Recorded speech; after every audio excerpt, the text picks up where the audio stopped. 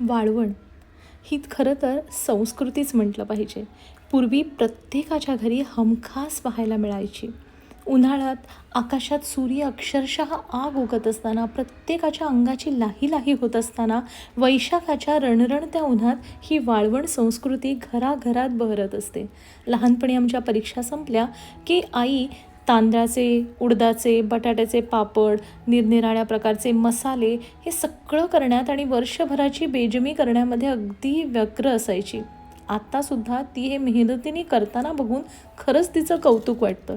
कारण आम्हाला बाई हे जमेल का? खरंच शंकाच आहे.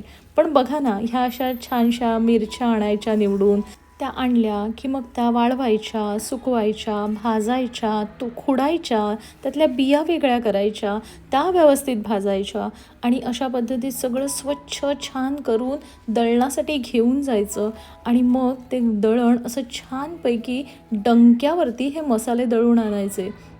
वर्षभराची बेजमी करायची तर त्या सगळ्या गोष्टी किती निगुतीने कराव्या लागतात आणि दरवर्षी सालाबादप्रमाणे आपल्या घरातल्या माता भगिनी हे अगदी उत्साहाने आणि आनंदाने करत असतात. अहो, यांच्याच तर जीवावर पुढचं वर्ष आपण चमचमीत जेवण आणि खानपान करत असतो नाही का? घरी आलेल्या पाहुण्यांची उठबस करत असतो. हे सगळे मसाले करताना किती कष्ट पडतात.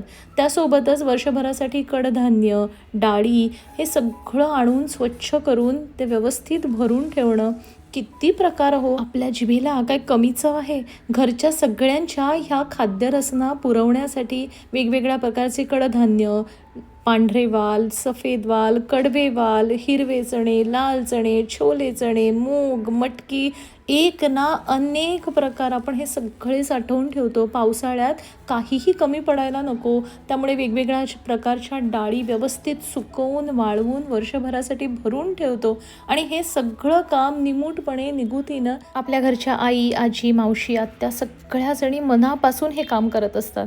अहो, मसाले म्हटले की गरम मसाला, 5 मसाला, गोडा मसाला, चहा मसाला, पावभाजी मसाला, एक ना दोन. लोणची म्हटलं की आंबा, लिंब, आवळा, मिरची, गरमर, कितीतरी पद्धतीची लोणची, चिंच, कोकम अशा पद्धतीत वर्षभरासाठी साठवणं, लाल कांदा, सफेद कांदा तोही भरून ठेवणं.